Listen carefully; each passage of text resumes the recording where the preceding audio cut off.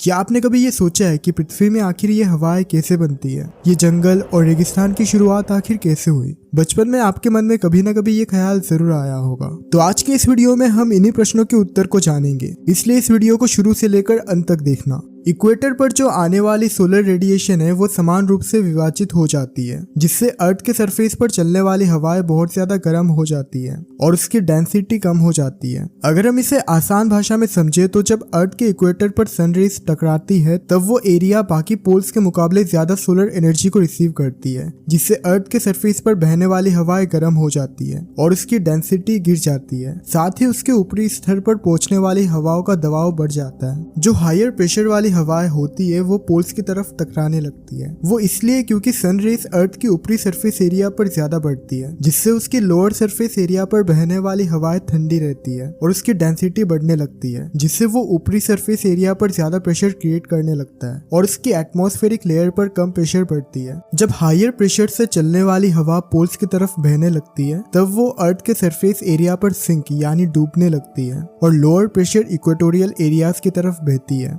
यदि पृथ्वी स्थिर होती तो ये पैटर्न धीमी हो जाती और एक समय पर पृथ्वी एक जगह पर रुक जाता। हालांकि पृथ्वी घूमती है इसलिए एटमॉस्फेरिक पैटर्न वास्तव में ऐसा नहीं होता और इसी वजह से कार्लियोसिस फोर्स के प्रभाव से ट्रोपोस्फेयर और हेमिस्फीयर में 3 सर्कुलेशन सेल हो जाता है। अब आगे हम इन्हीं को जानने वाले। कार्लियोसिस फोर्स एक ऐसी फोर्स होती है जो अर्थ पर घूमने वाली चीजों की दिशा को मोड़ देता है। जैसे अर्थ के एटमॉस्फेयर पर होने वाली गैसेस के डायरेक्शन को कार्लियोसिस फोर्स के द्वारा बदला जाता है। ये इसलिए होता है क्योंकि अर्थ हमेशा घूमती रहती है। जो 3 सर्कुलेशन सेल के बारे में हमने बात की उनका नाम है पोलर सेल, फेरल सेल और हाइडली सेल। अब आगे हम इनको डिस्कस करने वाले। इक्वेटर के साथ अगर हम देखें तो हमें हाइडली सेल देखने को मिलती है, जबकि पोलर सेल पोल्स के आसपास ही मौजूद होती है। इसके ठीक 30 से 60 डिग्री नॉर्थ और साउथ लैटिट्यूड में फेरल सेल पाई जाती है। क्योंकि अर्थ हमेशा घूमती रहती है इसलिए हवाएं नॉर्थ और साउथ डायरेक्शन की तरफ मुड़कर वेस्ट की तरफ घूम जाती है। ये कोलियोरिसिस फोर्स की वजह से होती है, यानी ये एयर मास के इनर्शिया की वजह से शुरू होती है